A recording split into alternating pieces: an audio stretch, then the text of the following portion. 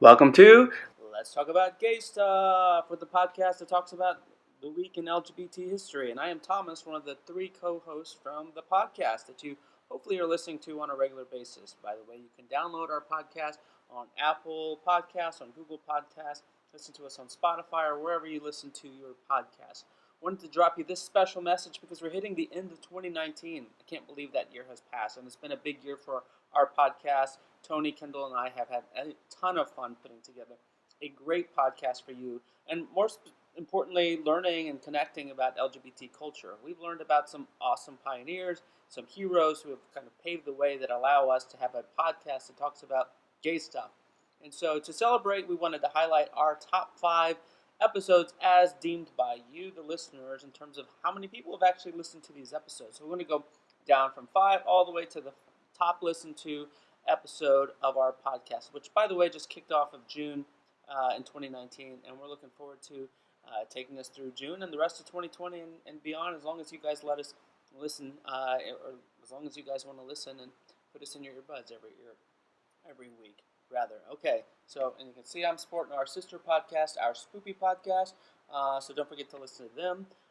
They are hilarious. Spencer and Chris, they put out a weekly podcast that talks about spoopy things. So that's talking about scary stories, urban legends, creepypastas, true crimes. If you like to be scared and like to laugh, then the boys at our Spoopy podcast are there to entertain you. So let's start with number 5. The 5th most listened to episode of our podcast, again, which has only been going on since June, is, I'm reading it, number 5 is Frida Kahlo declares independence and enters a league of her own. So this was the episode we released the week of July 4th. And that was an epic one. That really introduced us to our personalities. And really, you could tell from that podcast the passion that each of us feel about the topics. We talked about Frida Kahlo and how she was bisexual, a Mexican artist, Frida Kahlo is. We also talked about a league of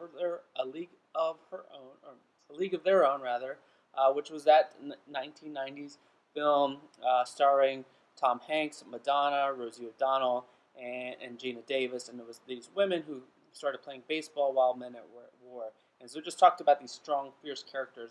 And in that episode, we had a lot of discussion, like why do we talk about a league of their own as being a moment in LGBT history? But many of us, the debate we had in that discussion was that many of us could look back at a movie like that and see some strong characters that were going against all odds and really fighting for what they believed in. And so it's episodes like that, it's movies like that, and people like that. Madonna shared all these people who aren't necessarily gay, but the gay community has an attraction, an affiliation towards them. And so we want to make sure we're highlighting those, just as well as some of the more concrete things that happen. And we also talked about July 4th. And while you could argue that July 4th doesn't have a specific a tie to LGBT history, we felt that without the Declaration of Independence being written and us celebrating that, we wouldn't be in the position we are today, despite us still having a number of challenges that we face as a society and as an LGBT community. It is with that Declaration of Independence that we are here today doing what we're able to do. Speak freely about on a podcast where we talk about LGBT history. Let's see. Okay, so that's and the kicker on that one is, we got a lot of feedback for Kendall being so passionate about the plight of the country in terms of Declaration of Independence, why it was written, for whom it was written, and while we embrace all of these aspects of the Declaration of Independence, he was pretty passionate about noting, but that was written for a bunch of white men who were landowners and who were educated mostly. And so, so that really is, again, I would mark as a sticking point and a major, personal episode for many of us. So that's number 5. Number four, that is the episode, our first episode, when James Buchanan gave Marilyn Monroe an STD. That doesn't really happen, and you can tell from our titles. We just used the topics to create somewhat of a cheeky a title, but you can usually see in not usually, you can always see in our notes, in our podcast notes, what the actual topics are. And so for this first episode, we talked about James Buchanan, largely believed to be homosexual. Now, did he ever come out? No, and we got some feedback on James Buchanan saying, well, there's no clear evidence that he is a member of the LGBT community. But we reasoned that with enough letters and from him, his partner, enough news articles that talked about James Buchanan in a way that that deemed him homosexual. He lived with a male companion, although he almost married a woman. And if you think about all 45 presidents or 44 presidents that we've had, he is. I mean, one of them's got to be gay, right? And so, and we don't, we're careful to not just go off rumors when we're, or just hearsay. I mean, we discussed in that episode how there's rumors that Abraham Lincoln was gay, but there's not enough evidence to support that. We did feel that there was enough evidence on James Buchanan that he was likely a gay man living with another man. During his time as an adult male, that we felt it responsible enough to note that James Buchanan was likely our first gay president, although he was not out. We talked about Marilyn Monroe because, as I mentioned earlier, she is a cultural icon, and a lot of gays are, and not just gays and lesbians, the gay community are attracted to what Marilyn Monroe represents, the beauty, but also the tragic side, the struggle she endured, and the things of that nature that are really, I think, tie and connect the LGBT community with someone like Marilyn Monroe. And then, of course, we talked about STDs, and we didn't really talk about STDs. We talked about STDs, but specifically we talked about the AIDS crisis, and we talked about how it was in June of 1981 where there was a first, or in June, early 1980s, where there was a first publication of what would later become known as AIDS, because there had been some rare cases of some healthy gay men in New York and LA who had succumbed to an illness, a rare illness that no one could really identify with. So that was noted as an odd thing that the Center for Disease Control noted. And eventually, this disease that was mysterious at the time would be later declared as AIDS, which was the epidemic that just really took over the gay community in the 80s, 90s. And we talked a little bit about the AIDS crisis and how the Reagan administration responded to that. But we also spent some time just talking about the impact of AIDS and that it's had on our culture, on the gay community specifically, and the number of lives that it's taken since that disease has kind of taken over, starting in the early 80s. So that was a pretty heavy topic for our first one, but we balanced it light. We got political, but we also really talked about a big thing that's been again impacting the LGBT community for the last almost 40 years. So that was our fourth most listened to episode. So our third most listened to episode was our coming out stories. And but this one happened a little bit later. We aired it in October. Again, it's marked number 3 in terms of the most listened to episode. It was a very personal episode for the three of us. As we talked about our journey, Tony dropped a bomb that you'll have to listen to on us, and that listen to find out for yourself, although we've talked about it in several other episodes, but it was very surprising, and he said the first time we really talked about that. Of course, I talked about my own coming out story. Tony and I came out later in life, and then Kendall talked about his having come out in high school. So very personal story, not surprising that that is a top episode for a podcast. It's called Let's Talk About Gay Stuff. We did it that week to honor the National Coming Out Day. And so, great episode. I suggest you listen to it. You can get to know a bit of us from a more personal standpoint. And our second most listened to episode, that would be Jim McGreevey and Lady Bunny Watch As the World Turns. Now, we think this one might be our number 2 episode, just because we got some good kudos from Lady Bunny, who we let her know that we were talking about her in our episode, and she liked our comments on Twitter and as well as retweeted them. So assuming that gave us a little bump, so appreciate that, Lady Bunny. Thank you very much. And we had a a fun Kiki talking about Lady Bunny and what she's done in the community, starting Wigstock and just being a no holds barred, a very do it my she's not scared of anything sort of drag queen, really kind of maintaining and keeping the pulse of the LGBT culture. People like RuPaul get a lot of praise, but Lady Bunny, again, one of the co-founders of Wigstock, that reemerged in 2018, where it's a celebration of drag culture.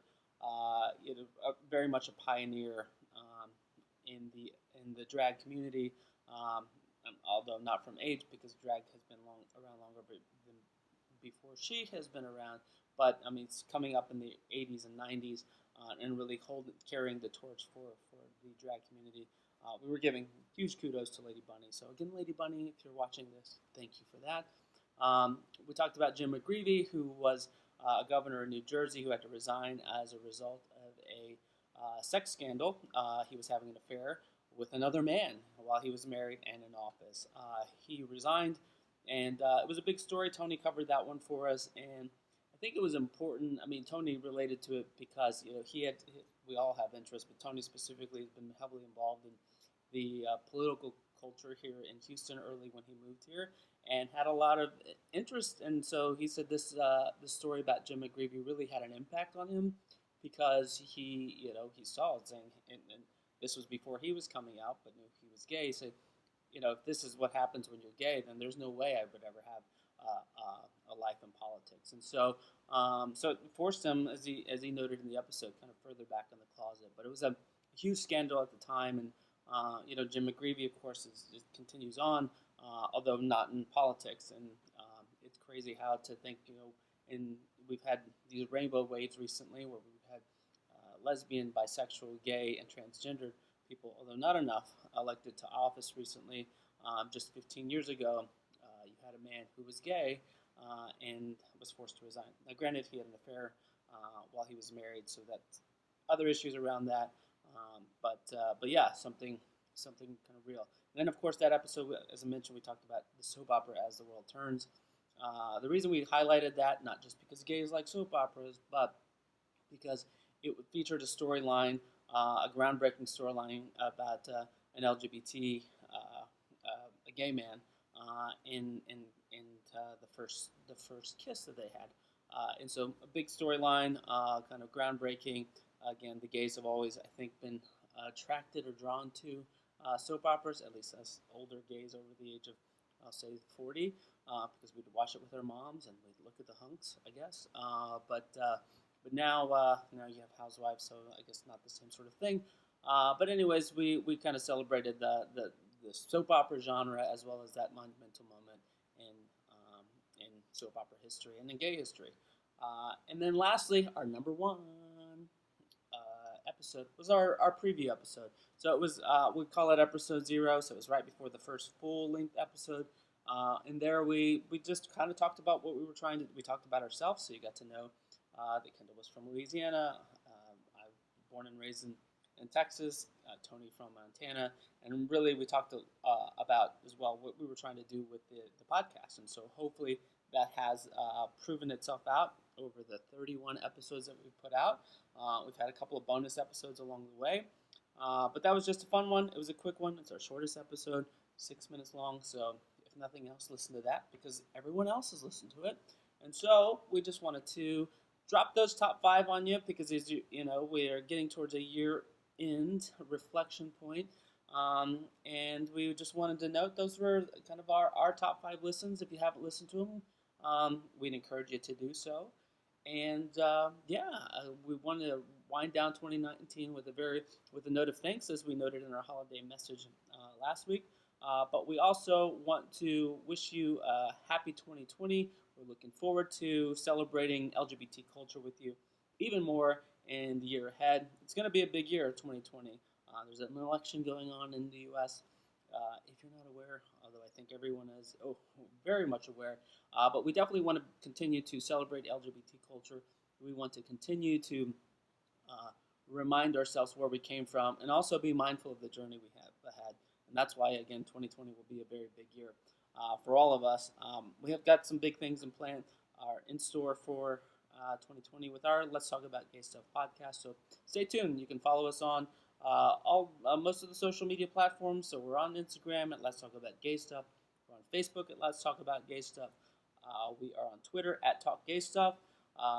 You can find on, not only will you get to see our smiling faces each week on those, but you can also follow us because we do a daily post of this day in LGBT history. So if nothing else, you can learn a little. You drop a little, you learn a little, and then drop a little knowledge at the water cooler, or with friends at dinner parties, cocktail parties, to let people know how smart you are. All because of the Let's Talk About Gay Stuff podcast. The disclaimer, of course, we're not historians. We do our research on Google, New York Times, all those sorts of things that really help inform of where we've been. So I'm blabbing. So I will close it out there. Again, thank you for listening. We appreciate all of you guys for the feedback and everything you've done to help support us over the last 6 months. And again, we're really looking forward to a strong 2020. So with that, I'm going to throw out all the lines because my co-hosts aren't here. They're on holiday. So we're here, we're queer, and get used to it.